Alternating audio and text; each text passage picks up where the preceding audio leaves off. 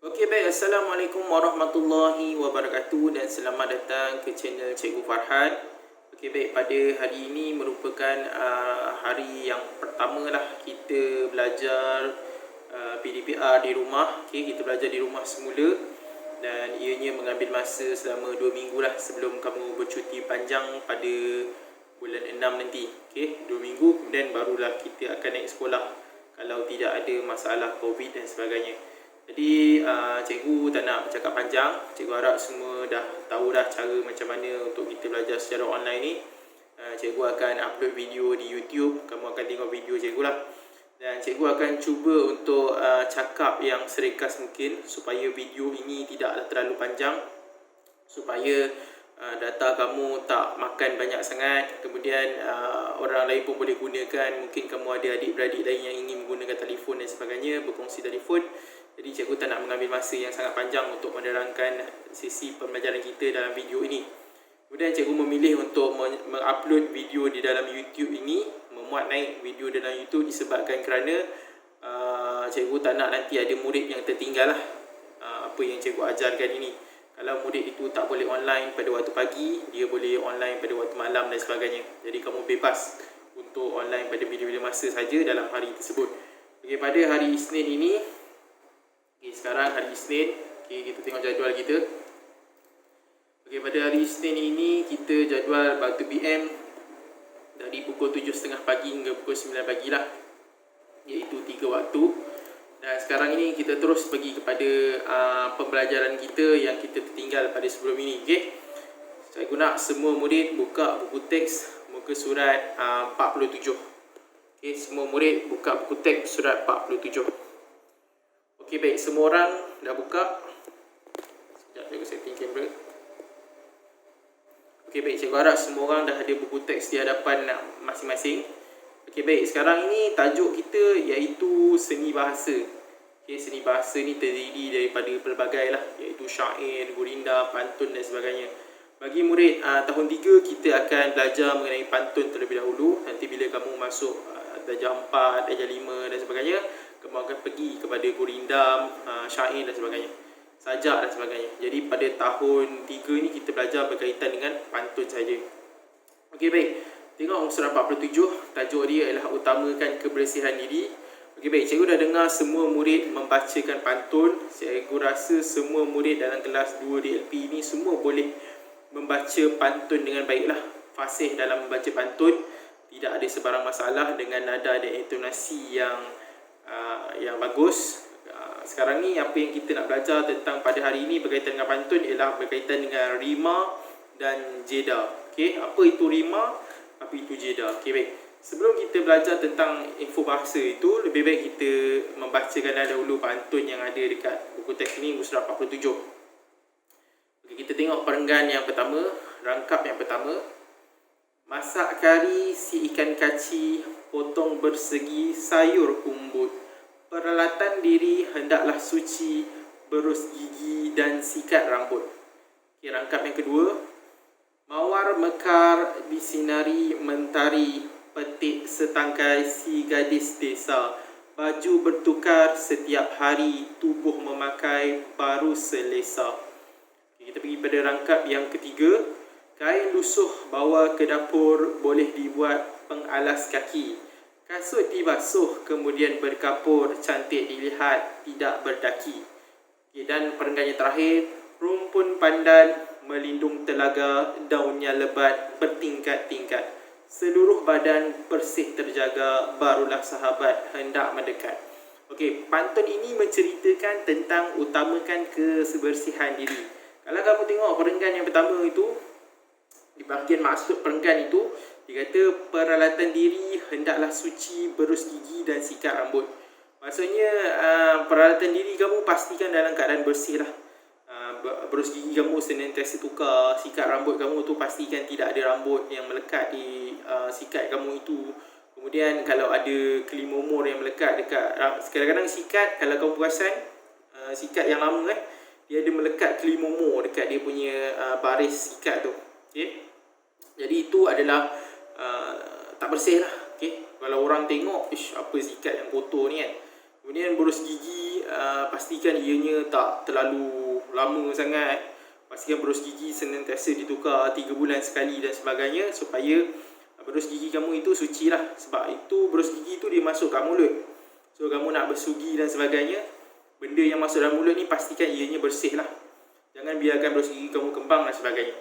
Okey, baik. Tengok maksud pada perenggan yang kedua, rangkap yang kedua, iaitu baju bertukar setiap hari, tubuh memakai baru selesa. Okey, pastikan kalau boleh baju kamu itu setiap hari ditukar lah, dibasuh dan sebagainya. Jangan guna baju yang sama lah. Jangan guna baju yang sama. Semalam dah guna, hari ni masih guna. Maksudnya baju tu dah berpeluh dan sebagainya. Tambah murid macam kamu, umur macam kamu, suka bermain dan sebagainya, berpeluh kuat. Jadi pakaian tu kalau boleh basuh hari-hari. Okey. Selalunya murid ni paling kurang pun mungkin ada 2 ataupun 3 helai pasang baju lah yang mereka pakai. Kemudian kalau dah pakai hari ni, akan tukarlah pada hari esoknya pakai baju lain. Yang baju hari ni kita basuh. Itu adalah benda yang keperluan yang wajib kamu buat lah. Okay. Kemudian yang perenggan ketiga, rangkap yang ketiga, okay, kita tengok kasut dibasuh kemudian berkapur, cantik dilihat, tidak berdaki. Okey, ini adalah satu pantun yang mungkin zaman dulu lah, iaitu semasa kasut sekolah berwarna putih. Sekarang ini kita dah tukar kepada kasut sekolah berwarna hitam. Jadi kasut sekolah kamu itu tidak perlu berkapur dan sebagainya. Tapi untuk zaman dulu punya sekolahan, kita pakai kasut berwarna putih. Jadi bila pakai kasut warna putih, senang kotor dan sebagainya, kekuningan dan sebagainya. Jadi nak bagi tambah kecantikan kasut itu, lepas kita basuh dah kering, kita kapur. Pakai kapur, kita nampaknya lebih putih lah. Kemudian benda yang tak berdaki, kita akan nampak cantik lah. Kalau kasut tu bersih, kita tengok kawan kita kan, kasut bersih dan sebagainya, kita pun suka. Okay? Kasut kita bersih pun, kita pun happy, kita pun suka. Tapi kalau kasut kita kotor, orang nak dekat pun agak geli lah kan. Kemudian perenggan yang keempat, yang terakhir, kita tengok maksud pantun itu. Seluruh badan bersih terjaga, barulah sahabat hendak mendekat. Okey, baik. Bila kamu dalam keadaan bersih, yang maksudnya keadaan kemas, ramai yang orang akan ingin berkawan dengan kamu lah.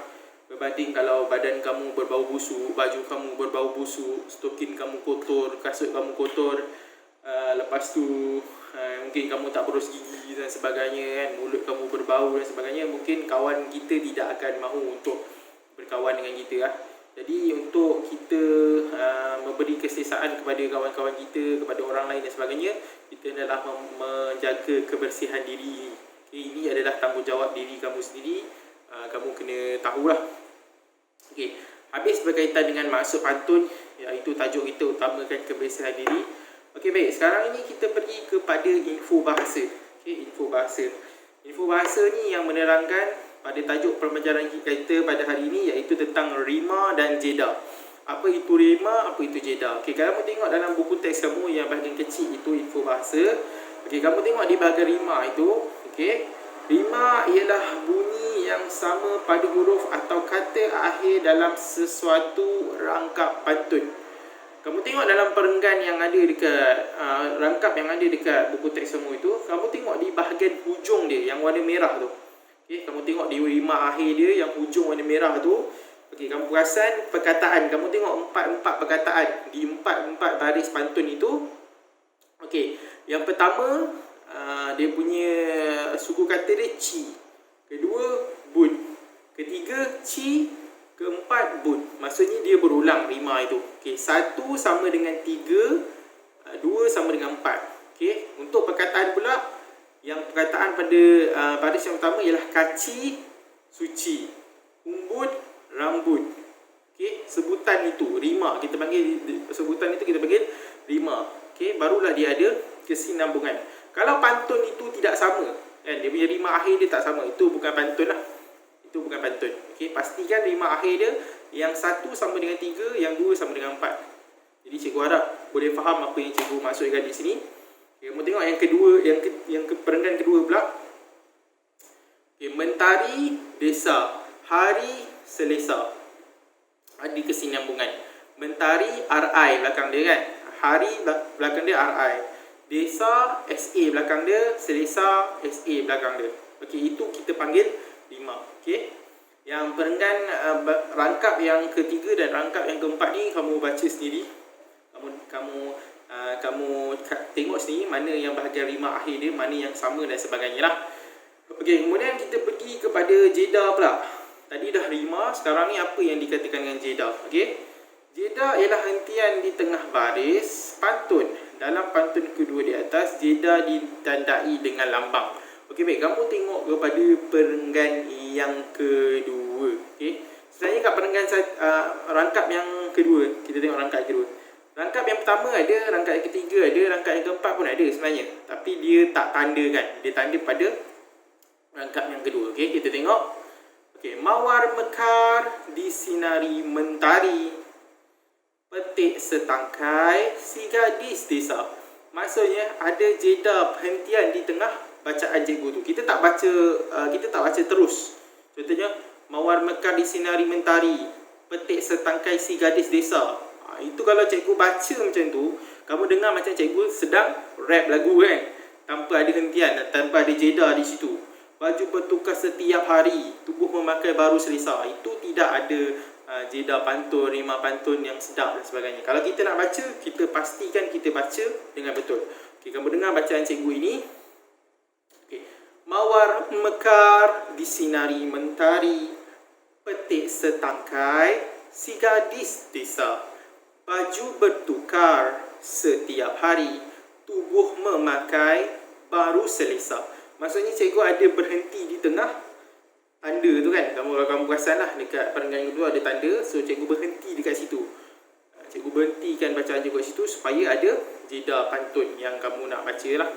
Barulah pantun itu lengkap dan sedap untuk didengari.